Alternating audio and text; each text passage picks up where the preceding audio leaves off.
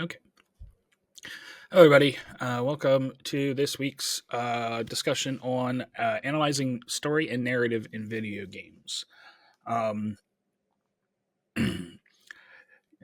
Games can have a wide variance of story and narrative. It can be as simple as classic games like Mario and Saving the Princess, um, or Donkey Kong in saving, I guess, Pauline, not necessarily a princess, but the basic stories of classic games, all the way to incredibly complex um, and deep narratives, such as in games like Baldur's Gate 3, um, or even more classic games like the original Final Fantasy or Legend of Zelda. Which I guess, now that I think about it, Legend of Zelda is kind of more of a complex Save the Princess. But we've gone a long way from just the Save the Princess narrative to actually uh, developing real complex characters, emotional attachments, and um, literary through lines that can elevate video game stories to um, heights even above cinema or literature itself, in some cases. So let's talk a little bit about how we um, think about storytelling in video games. Um, Stories create emotional connections, making characters or players care about the characters and the world. Um, they can enhance gameplay by giving players purpose and motivating them to explore. I've missed this in the text, but also giving players a reason to continue and finish the gameplay. They want to know the end result of the story, especially if it's something that they are emotionally attached to. And games tell compelling stories can be enjoyed even after gameplay is complete. When you get into super complex world building, and start talking about sequels or continuations or other stories set in the game worlds that exist, um, when players care about those worlds, they care about the expanded universe beyond just the confines of the game. Then players are going to want to keep playing the game for additional updates and also play any um, future games. So if you think about uh, a game that has a very compelling story for you, something that you've really attached yourself to. For me, one of the I haven't played the game in many years, but one of the worlds that I grew up with that in gaming that I still am very attached to is the Warcraft universe. Um, all the way from Warcraft 2, I think, was my first Warcraft game, through to World of Warcraft and all of the expansions of World of Warcraft. Um, the world of Warcraft is the literary world of Warcraft is something that I follow still to this day, though less so now than I was when I was actively playing it. I still know a thing or two about what's been happening um, in the World of Warcraft, and it's mostly because I connected a lot with the characters, with the different factions and the politics and um, the overarching stories of the Burning Legion or the Scourge, or the concept of Void and the Titans and all of the big, cosmic things that are happening in the game world.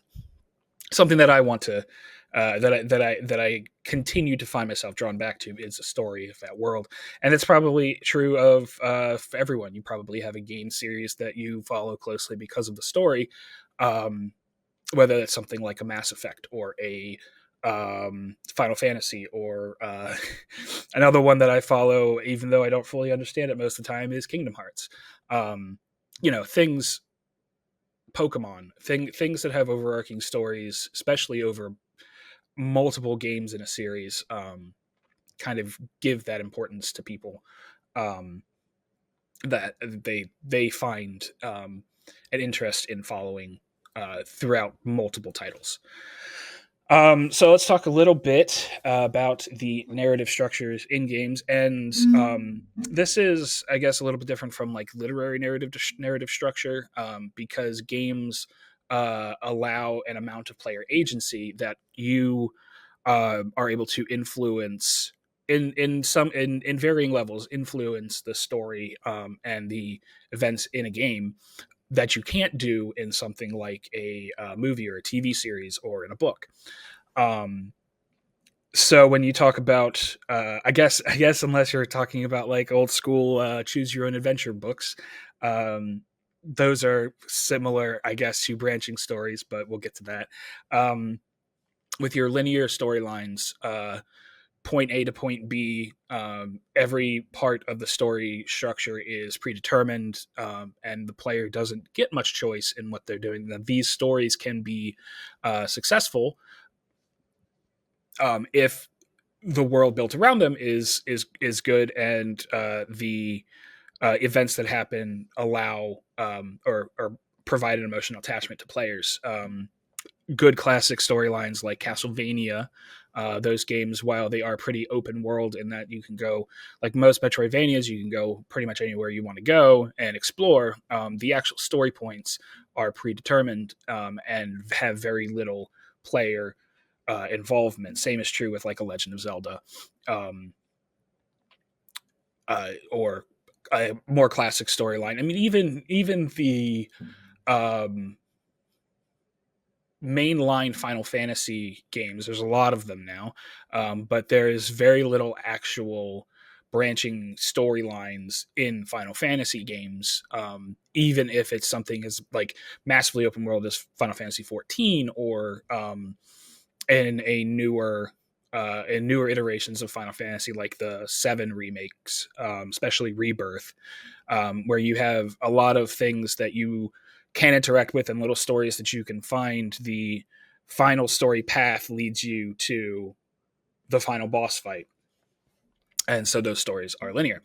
Um, Next, we have branching storylines, which allow players to make decisions that affect the story's direction. Now, this I'll get into a little bit more about what games are good examples of this, but this is your choose your own adventure um, games, especially with a lot of dialogue choices, where your choices affect other characters' perception of you, other characters' actions that they take in response to you, and even as large as things that can affect the entire game world based on your decisions. Um, Next up, there are open world games, which um, allow players to, whether or not, and a lot of times open world games have kind of a combination with other structures like your linear or branching structures, where the overarching main story can be something that either gives you um, choice that changes the result, or gives you a straight through line to the end of the story. But the narratives that can be created in open world games are a lot of the side quests and secondary character storylines, things that you have to explore and find to really um, experience. And a lot of times, some of the better storylines that I find in open world games are the secondary ones that you don't aren't guaranteed to come across unless you search for them. Bethesda's really good at this with a lot of their Elder Scrolls or Fallout games, where the secondary storylines tend there are very interesting um, little narratives written into the game um, that you wouldn't discover unless you went out and explored the world. Uh, a great example of this for me, I think, is in Cyberpunk 2077, where I actually think that the main storyline, even though there are choices and end results that differ between playthroughs, is far less interesting than some of the side characters. Your quest line, the whole storyline with I definitely didn't forget his name, Carrie, with Carrie, the bandmate for Johnny Silverhand, that is one of the romance options in the game. His storyline of trying to get back into the music scene and trying to eventually he finds his way into befriending basically a J-pop group. The end result is fantastic, and the storyline is really compelling, and things like that can be more interesting, at least to me, in exploring these characters, kind of in like a micro scale than the overarching narrative that exists in Cyberpunk with V and Johnny Silverhand. Um, and finally, we have episodic games, which are uh, mostly, if you think about the Telltale games, any of the Telltale Walking Dead games, or even like I guess Minecraft Story Mode had an episodic thing. Episodic games are broken into different parts and released over time, similar to old serials for books or novellas, where um, they're mostly kind of like for suspense reasons or for mystery building, um, to create hype for the next thing. Um, and in the case of video games, especially in games like, and I'm going to talk a bit more about it later, but in games like Life is Strange, where that episodic thing was a release schedule that allowed the developers to create the content over time, can be taken advantage of by developers a lot better in video games than in other media. Um, so one of the hallmarks of video game stories versus other media is the idea of player agency. Um, your uh, characters in a game, when they're grounded and believable, um, create attachments. Players can create attachments to them, and then player agency allows players to make choices that affect those characters. Linear story types don't really have a lot of player agency when it affects the narrative. However, games that do have a lot more player agency can kind of reach a more fluid different like fluid development for its characters, especially in games like Baldur's Gate or Knights of the Old Republic is a good example, where your characters' actions and the decisions you make throughout the game can affect characters in ways that can completely change their personalities, change the way that they see the world, or the way that they interact with other NPCs. Knights of the Old Republic is really a good example. When you go to the dark side, and all of your Jedi compatriots are now all of a sudden Sith, and they're all dark and brooding and mean. These are things that player agency can affect um, in the course of a branching or open narrative. All right, so let's talk a little bit about some good examples of games and the ways that they use storytelling and narrative to um, enhance player experience. Let's first talk about world building and environmental storytelling. So world building is important because it creates longevity in a story. So if players become attached to the world and not just an individual character or an individual storyline, then they will seek out more stories within that world, which is great. If the game is something that's going to be have additional releases, expansions, sequels, offshoots, things like that. Uh, Usually, the success of those games is dependent on the success of the world building in that story. So, um, a game like Mass Effect, or a series like Mass Effect, and actually, this is a kind of a hit or miss topic depending on which Mass Effect you're talking about. Um, it solidified itself in the first game as having a very interesting, very deep and detailed world, and it did that very successfully by using environmental storytelling.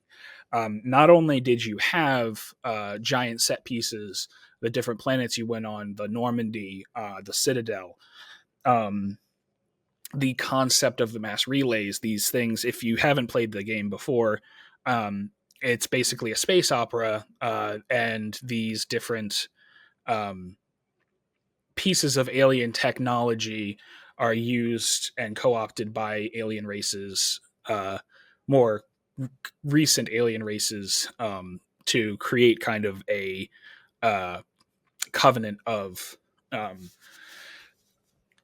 a galactic government, if you will, of a collection of these races, the planets, and the settlements that they all live on. And your character, Commander Shepard, is tasked with figuring out big bad galaxy threatening events and trying to figure out a way to stop them. A lot of the storytelling in the game kind of puts you in the middle of things. It doesn't give you a lot of explanation uh, in the beginning of you are a commander on board a spaceship called the Normandy, and in the beginning of the game you are um, carting around a what's called a Spectre, and the Spectres are only known to be like elite operatives in the galaxy, and you're investigating a human settlement that disappeared. um a lot of outside of that, a lot of like what are the Spectres, what is the system of government, who is controlling your, like, who is commanding you and your ship to do these things, what do all of the human settlements kind of rally around, what is their form of government, things like that aren't really fully explained at the beginning, and as you play through the game, you get tidbits through dialogue options, different in Mass Effect it's called the Codex, different Codex entries and things that you discover throughout the game that show these ideas in action, whether it's a piece of legislation written by a council member to uh, change some law to help humans, or um, whether it's a side quest where you have to determine whether or not to kill or save a race of alien monsters. These are things that are brought on through the player's interaction in the game, and not just told to you through narrative beats. So, environmental storytelling, all of that to say, in a game like Mass Effect, it's very effective when uh, it builds upon the world in a natural way. So when you're looking for effective environmental storytelling, effective world building, games that create more natural um, exposure to those bits of information are actually are a lot more effective at doing it. When a game treats you like you're a person in the world and not uh, a audience member, that's I think kind of where that line is of good world building, good environmental storytelling. Next up, we have themes and symbolism in video game narratives. So themes are things that explore the underlying messages and ideas in a narrative, and symbolism are things that represent larger concepts, things that are not necessarily as um, obvious uh, in aren't told to the player explicitly throughout the game. I have a couple examples of good thematic explorations and symbolism in gaming, and these are some of my favorites, I think, as far as storytelling is concerned as well. Um, where something I guess is a little bit more overt than others in Hotline Miami, and the exploration of violence in the police police actions. And in the game, basically, you are given places to go, and it's a hyper violent, more or less isometric shoot 'em up game where you're just blowing through people, and you're not really told why you're doing any of this, but you're told to do it, and that's kind of the hint that what you're doing isn't necessarily the right thing to do, but it's something that's expected and something that you're okay with throughout the game. And that kind of like create that like bridges that like normalization of violence as an acceptable response to um, the story in the game. Next up, we have Nier Automata, which is I think probably my favorite game of 2017, and one that took me forever to actually finish. If anybody's played Nier Automata, you know that there are a whole slew of branching endings and storylines and repetitive new game plus replays, and the number of runs that you play through the game to get all the different endings can be. I believe there are 26 different endings, one for each letter of the alphabet. But in order to get the knowledge, get the understanding of the themes and the underlying meaning of the story, requires you to play through it that many times, because bits and pieces are scattered throughout each of the playthroughs. And it's that idea of creating meaning from nothingness, where a lot of, and I guess this is mostly in like the religious scenes, especially early on with the robots having a kind of religion built around the ruins of Earth. When you have a belief system, the idea is that when you have a belief system, that system can be solidified through your own through the amount of belief that you have in it, and anytime that is challenged, it can kind of fall apart. So yeah, a lot of deep meaning in Nier, and it's probably something that we could discuss in at least 1 week on its own. But it's also a game that displays or shares its narrative in a very intriguing way, in those bits and pieces throughout each of the playthroughs. And as things change, as you go from playing as 2B to 9S to A2, there are different perspectives given, and you get a lot more information the more you play through it. And finally, I think the one that is probably pretty obvious that there is a lot of symbolism in, even if the symbolism itself can be a little hard to explain, I guess, in the Stanley Parable. This is a great game because it has such a kind of fun time breaking the fourth wall and destroying player expectations. And what it tries to portray is this very it's like it feels a lot like a commentary on game development as it relates to the players. So it's like player expectation versus developers expectation, and forcing a lot of these themes of narrative and linear narrative and branching narrative, and the idea of you having player agency or not having player agency, and how that is determined by the developer, or in the Stanley Parables case, determined by the narrator of the story. And it does it's a classic kind of head scratcher of a game. If you haven't played it, try it. It's great, and it's hilarious, and also makes you really think. And something that I should probably play again now that I haven't played since being a game developer. I should probably play it again. Next, let's talk about player choice. Player choice and its impact on narrative. So, player choice.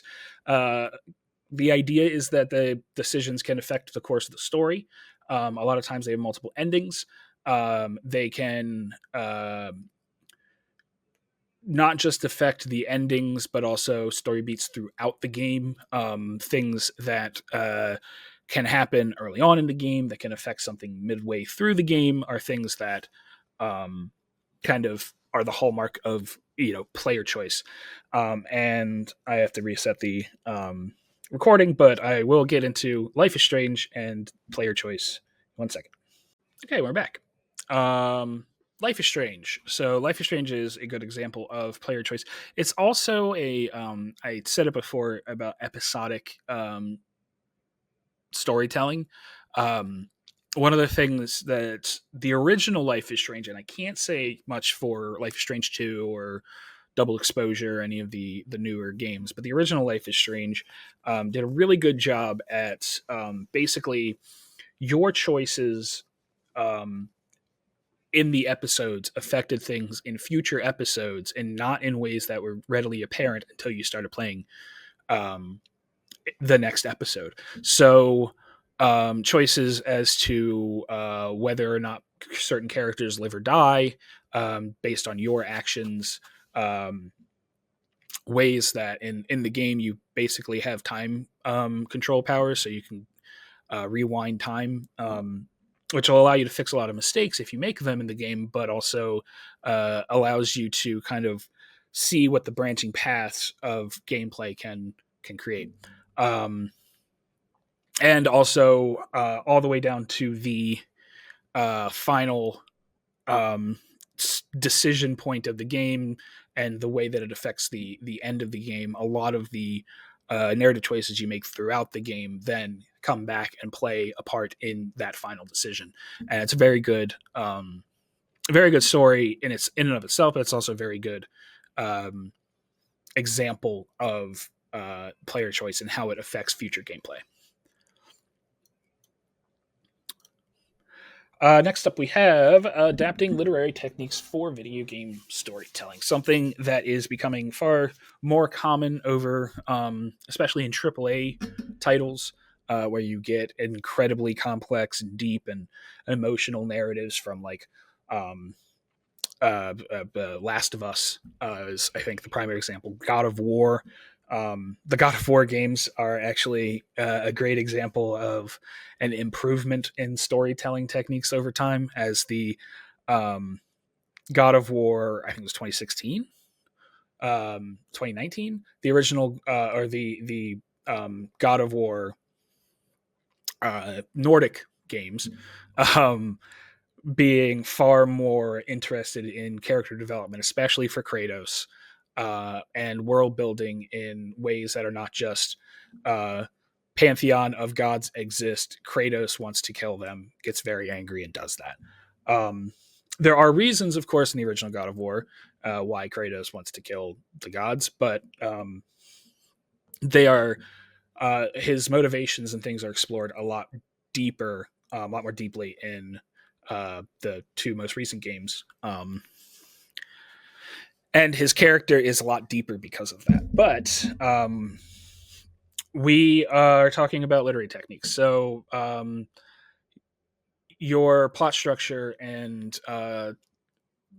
discussing the way that literary devices are used, being adapted into video game stories. This is happening far more commonly and done really well. And actually, I put up BioShock Infinite here. If you haven't played BioShock Infinite, it's a very very confusing um, story to try to explain.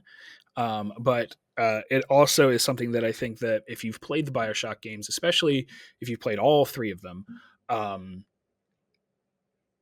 the kind of the narrative twist that happens in BioShock Infinite is something that you could probably expect was coming if you've played the other Bioshocks because of the narrative structure of the other games as well. So in the original Bioshock, the twist that comes in the second third of the game, the second act of the game, um, kind of puts everything on its head. And this plot structure, this is very similar. Um, it kind of is this like what's the it's not a hero's journey, but it's a found um like a found hero's plot where you are put into a situation and have to rise to the challenge. Um, just to find at the point of the twist of the story that everything that you thought was happening, everything that you thought was um, kind of the rules of the world is completely flipped on its head.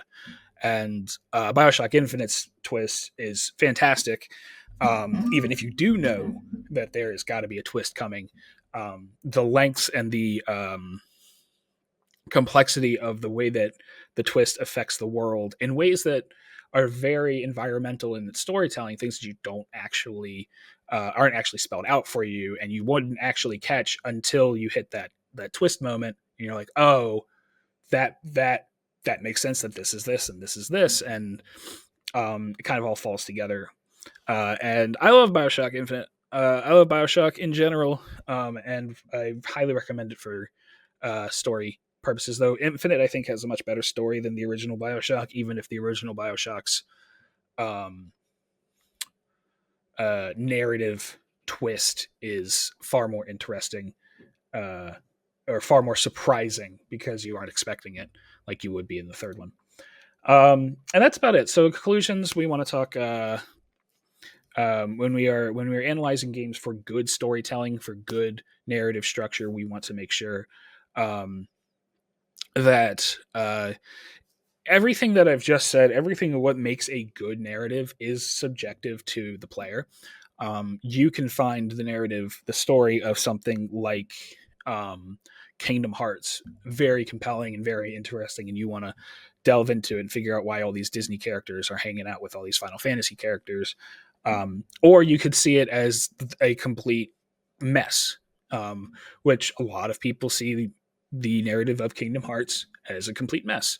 And a lot of people see the same with the narrative of a lot of games that some people enjoy, like your Mass Effects or um, Bioshocks and things like that, where um, a good narrative is subjective, but there are a lot of these key features of symbolism and environmental storytelling and effective use of literary techniques that you can look at and tell in a little bit more of an objective sense that the writing and the narrative of the game is more thought out than whether or not it was successful is more thought out than unsuccessful, not good narratives. So it's art, it's art, and art is subjective. So that's important to note. So a lot of whether or not a game story is good will be determined on how you feel about it at the end of the day. Um, but when you're analyzing games, especially from a developer's standpoint, you want to see whether or not these techniques are used well, or the um, the method at which certain world building or environmental techniques are used is effective for the overarching story that you're trying to tell. Yeah, so that's that. Not everybody has to write a narrative as um, deep as Baldur's Gate, but also to be effective, but also the storytelling and the world building has to make sense. So that's it for this week. I'll be posting the project information and the which all of everything in the course is going to have to get moved around because I've been dragging my feet on it. And I apologize. So keep an eye out for due dates and things changing. Discussion and project description and everything will be posted tonight. And yeah, I'll talk to you guys next week.